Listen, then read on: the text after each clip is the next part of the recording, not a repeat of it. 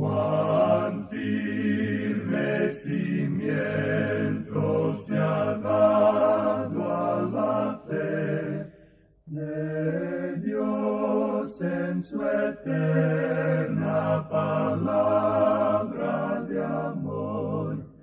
Con el propósito de compartir con usted las inmutables verdades de la palabra de Dios, presentamos A través de la Biblia, un estudio detallado y sistemático de toda la Biblia que le ayudará a conocer lo que Dios ha revelado para nuestro provecho espiritual.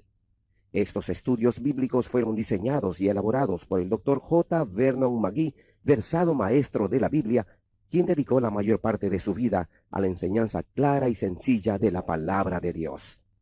Acompáñenos, pues, mientras avanzamos en nuestro recorrido a través de la Biblia. Cuán firme cimiento la palabra de Dios. Es un gozo estar nuevamente con usted, amigo oyente, para traerle otro estudio de la serie A través de la Biblia. Estuvimos hablando de la séptima declaración sarcástica de esta gente en respuesta a la pregunta de Dios. Dios les preguntó, ¿robará el hombre a Dios? Y la respuesta es por supuesto que sí, porque Dios dijo, vosotros me habéis robado. Y ellos se comportaron como niños maleducados. Ellos le preguntan a Dios, ¿en qué te hemos robado? Y el Señor les explica de una manera muy clara, diciéndoles, en vuestros diezmos y ofrendas. Y el versículo 9 de este capítulo 3 de Malaquías sigue con esta misma idea y dice, malditos sois con maldición, porque vosotros, la nación toda, me habéis robado. Ellos le habían robado a Dios. En nuestro programa anterior mencionamos que algunos hombres, a los que Dios había bendecido de manera maravillosa en el pasado, daban de sus ganancias de manera muy generosa, más allá de lo que se considera el diezmo. Uno de ellos, cuyo padre era un predicador que le dejó a él y a su madre en la miseria cuando falleció, decidió que iba a ganar dinero cuando creciera para que ninguna viuda de un predicador tuviera que lavar ropa para poder vivir como lo hizo su madre. Así lo hizo y Dios le bendijo en gran manera. Por supuesto que nos hacemos la pregunta de si esto puede aplicarse a la iglesia en el presente. Y creemos que nos expresamos claramente antes cuando dijimos que ahora no estamos bajo la ley y que no se requiere el diezmo en el presente. Bajo la gracia de Dios, Él quiere que uno dé de acuerdo a sus posibilidades. Y esto para algunas personas sería menos del diezmo, pero para otros sería mucho más. Opinamos que muchos hoy deberían estar dando más de lo que dan a Dios. Para darle una idea de cómo funciona esto, queremos contarle que cerca de las oficinas centrales de A través de la Biblia en California, se han establecido las oficinas principales de 3 sectas grandes en las cuales la gente es colocada bajo la ley y es mantenida bajo la ley. A ellos se les obliga a dar el diezmo. Esto es parte de su sistema. Si usted quiere pertenecer a esa secta, tiene que dar el diezmo. Estas 3 sectas son las más ricas que nosotros conocemos. Ahora pensamos que nuestra tarea es algo grande, y lo es, gracias al Señor. Pero al lado de estas sectas no somos realmente nada. Ellas tienen millones y millones que reciben constantemente. ¿Por qué? Porque aún bajo el diezmo, ese antiguo sistema legal, se puede recibir mucho dinero. Ahora, ¿no le dice esto algo a usted, amigo oyente? ¿No le dice esto que el pueblo de Dios, bajo la gracia, no está dando cuanto debiera dar? Creemos que nos revela claramente que el pueblo de Dios no está dando para su obra como debería hacerlo. Y esta es una de las razones por la cual no hay las bendiciones que debería haber en la obra de Dios en el presente. Hay muchas iglesias hoy donde el pastor está enseñando la palabra de Dios, pero parece que no está yendo a ninguna parte. Y creemos que Dios está diciendo claramente que Él aún mira esto, y es lo que usted está dando. Y si una iglesia no está dando, a esa iglesia Dios no le ha prometido ninguna bendición. Cualquier persona que se dedica a Dios va a recibir bendiciones de su parte, aunque éstas no sean materiales. Se nos dice que nos bendijo con toda bendición espiritual en los lugares celestiales en Cristo. Y Dios bendecirá de una forma misericordiosa a aquellos que son generosos con Él. Nosotros opinamos que este es un principio que se puede apreciar a través de toda la palabra de Dios. Y esa es la razón por la cual muchas iglesias, que eran iglesias bíblicas, sencillamente se han secado, han muerto en la vid. Creemos que puede descubrirse que eso ha sucedido porque la gente no está ofrendando ni diezmando como debería haberlo hecho. Si nosotros abrimos nuestro corazón a Dios, Él nos colmará de bendiciones. No necesariamente bendiciones materiales, sino con bendiciones espirituales. Él le había prometido bendiciones materiales a su pueblo, pero a nosotros nos ha prometido bendiciones espirituales en los lugares celestiales. Ahora Dios cumplió con su promesa a su pueblo. En la época de Ezequías hubo un avivamiento. Y en el segundo libro de Crónicas, capítulo 31, versículo 10, leemos: Y el sumo sacerdote Azarías, de la casa de Sadoc, le contestó: Desde que comenzaron a traer las ofrendas a la casa de Jehová, hemos comido y nos hemos saciado, y nos ha sobrado mucho, porque Jehová ha bendecido a su pueblo, y ha quedado esta abundancia de provisiones. Es decir, que la gente estaba dando más que lo suficiente. Cuando se construyó el tabernáculo en los días de Moisés, éste hizo un pedido a la gente para que trajera sus joyas, y tuvo que detener a la gente porque estaba ofrendando demasiado. Y esa es la única oportunidad donde se menciona que hubo que pedirle a la gente que no diera tanto. Así lo hicieron en aquel día. Ahora, volviendo aquí al capítulo 3 de Malaquías, leamos en el versículo 10 que dice: Traed todos los diezmos al alfolí, y haya alimento en mi casa. Y probadme ahora en esto, dice Jehová de los ejércitos, si no os abriré las ventanas de los cielos, y derramaré sobre vosotros bendición hasta que sobreabunde. Permítanos recordarle, amigo oyente, que nosotros no estamos bajo el sistema del diezmo en el presente.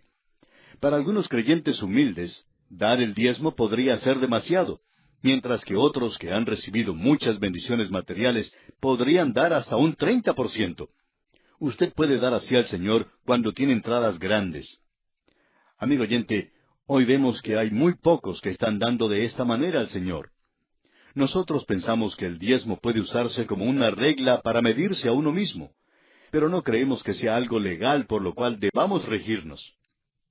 Ahora leímos aquí en este versículo 10 que ellos debían llevarlo al alfolí. Hay muchas iglesias que han dicho que el alfolí es la iglesia local, o que es una denominación. Honradamente hablando, amigo oyente, de la misma forma en que el diezmo no es para el día de hoy, tampoco lo es el alfolí o depósito. Este se encontraba en el templo. En esa área había muchos edificios, y estos eran alfolíes o depósitos. Cuando la gente llevaba sus diezmos, se los depositaba en esos edificios. Eso lo podemos ver en el libro de Nehemías, algo que tuvo lugar antes de lo que vemos aquí. Cuando Nehemías regresó a Jerusalén, descubrió que Tobías, el enemigo de Dios, estaba viviendo en una de las recámaras del templo que había sido limpiada. Fue limpiada porque la gente no estaba dando generosamente, así es que allí hicieron un apartamento. Pero Nehemías limpió ese lugar porque arrojó las cosas de Tobías por la ventana y le dijo que se marchara de la ciudad. Y luego la gente comenzó a traer sus ofrendas una vez más y a llenar esos depósitos otra vez. No existe pues tal cosa como dar para el alfolí en el presente, porque nosotros no damos como entonces con el producto de la tierra. Así es como se ofrendaba en aquel día en Israel. Usted que ha leído la Biblia tiene que haber notado la ley en cuanto a las ofrendas. Dios dio ciertas partes de los animales para los sacerdotes, y siempre les dijo que ellos debían comerla allí mismo. En ese tiempo ellos no tenían ningún lugar fresco para guardar los alimentos, por tanto se arruinaría muy pronto con el calor de esa zona. Por eso debían comerla allí mismo. No debían guardarlo. Si uno hacía eso, iba a tener problemas. Ese es el cuadro que se nos presenta aquí. Ahora en el versículo 11 comienza diciendo: reprenderé también por vosotros al devorador. Cuando ellos llevaban los diezmos generosamente, Él les había dicho que abriría las ventanas de los cielos y derramaría sobre ellos bendiciones hasta que sobreabunde. Y aquí dice que reprenderá al devorador. Esto evidentemente es una referencia a la langosta. La langosta tiene un apetito voraz e insaciable. Come todo lo que tiene por delante. Es un verdadero gastrónomo para las ensaladas. Así es que se come todo lo verde que tiene por delante. Y hubo muchas plagas así. Pero ahora Dios dice: reprenderé también por vosotros al devorador. El juicio de Dios cae sobre una nación cuando la gente rechaza a Dios. Creemos que eso explica por qué estamos sufriendo escasez muchas veces, no solo de energía, sino de muchas otras cosas. Antes uno podía encontrar abundancia de cosas en los mercados, pero no es así hoy, amigo oyente. Antes uno podía comprar cualquier clase de carne, pero hoy tiene que prácticamente hipotecar la casa si lo quiere hacer. Nadie parece interpretar esto como un juicio de Dios, pero es una advertencia. Creemos que es una advertencia de lo que sucederá en el futuro, es decir, que aún no hemos visto nada. En este versículo 11, pues, dice, reprenderé también por vosotros al devorador, y no os destruirá el fruto de la tierra, ni vuestra vid en el campo será estéril, dice Jehová de los ejércitos. Es decir, que la vid producirá en abundancia. Y continúa en el versículo 12 diciendo, y todas las naciones os dirán bienaventurados, porque seréis tierra deseable, dice Jehová de los ejércitos. Cuando ellos estaban bien con Dios, ellos llegaron a ser una bendición para las otras naciones del mundo. Amigo oyente, aquí se habla de honradez con Dios, y uno no puede tener santidad si no tiene honradez con Él. Y eso es lo que los hacía una bendición para todas las naciones. Recientemente finalizamos nuestro estudio en el libro de Zacarías, y queremos leer algo que se dice en el capítulo 8 de ese libro, versículo 13. Dice, y sucederá que como fuisteis maldición entre las naciones, oh casa de Judá y casa de Israel, así os salvaré y seréis bendición. No temáis, mas esfuércense vuestras manos. Eso es mirando hacia adelante, a un día futuro. Pero Dios dijo entonces, os haré bendición para todas las naciones. Y cuando Israel está sirviendo a Dios, llega a ser una bendición para las otras naciones. Veamos ahora lo que nos dice el versículo 13, y aquí llegamos a la octava declaración sarcástica que ellos hacen ante Dios. Ya hemos visto 7 de estas declaraciones sarcásticas que ellos hicieron a Dios en respuesta a sus declaraciones. El versículo 13 entonces de este capítulo 3 de Malaquías dice, vuestras palabras contra mí han sido violentas, dice Jehová, y dijisteis, que hemos hablado contra ti. Nosotros no nos acordamos de haber dicho nada contra ti. Eso es lo que le dicen ellos. Pero Dios les responde de forma directa en cada una de estas ocasiones. El versículo 14 dice, habéis dicho, por demás el servir a Dios. ¿Qué aprovecha que guardemos su ley y que andemos afligidos en presencia de Jehová de los ejércitos? Ellos decían, ¿qué hay de bueno en servir a Dios? No vale la pena hacerlo. Para ellos era algo vacío porque sus corazones no estaban en eso. Y ya que sus corazones no estaban en ello, Dios no los bendijo. Así es que acusan a Dios por la situación en que se encuentran. Decían, por demás es servir a Dios. Bueno, en la forma en que lo estaban haciendo, no valía la pena. Queremos decir algo, amigo oyente, un poco fuerte ahora. Hay personas en la iglesia los domingos por la mañana que creemos que se beneficiarían más si salieran a dar un paseo que si fueran a la iglesia. El corazón de ellos no está allí. Van solo a criticar a los demás, solo miran a los demás o se duerme la siesta. Si su corazón no está en ello, amigo oyente, si usted no le ama, si usted no quiere alabarle y adorarle, si no quiere servirle, entonces no tiene ningún valor.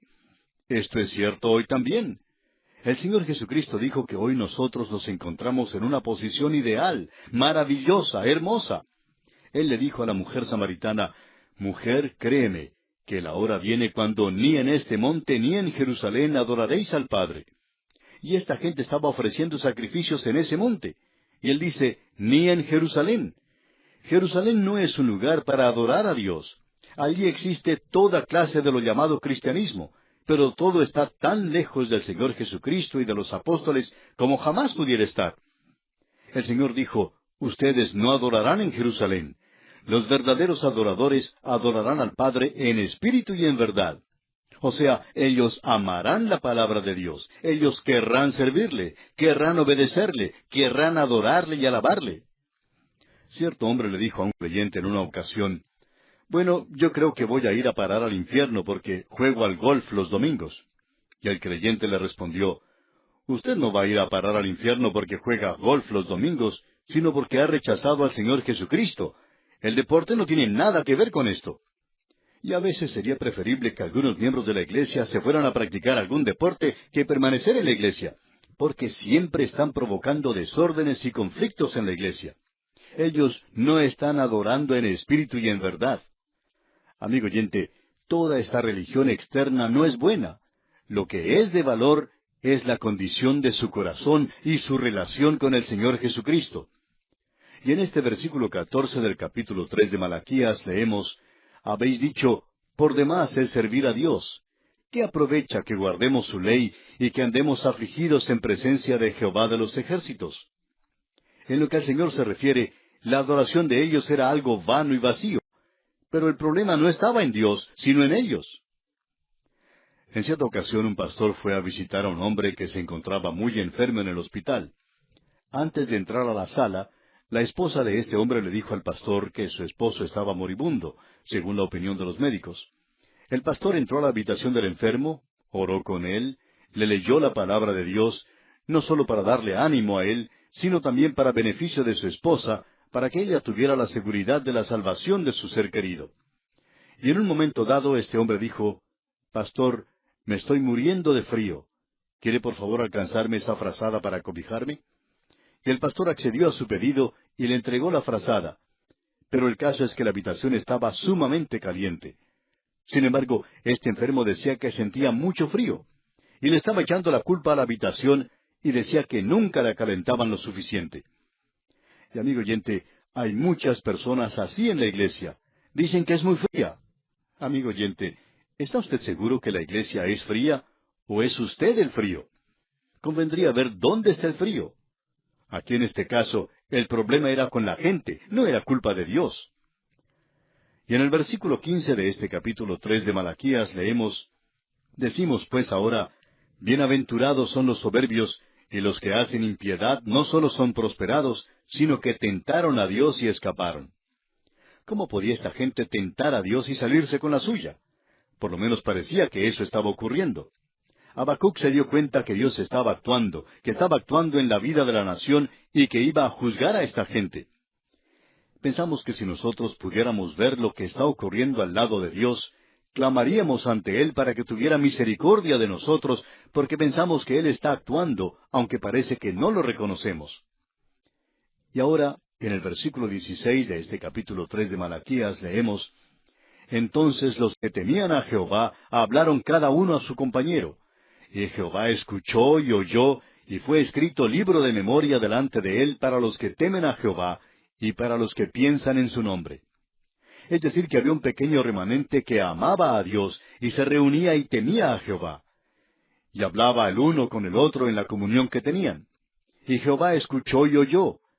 No tenemos tiempo ahora para desarrollar este pensamiento, pero a través de toda la Escritura existe esta idea de que Dios escribe lo que sucede. Pero no creemos que se refiera a un libro en el mismo sentido en que lo conocemos nosotros.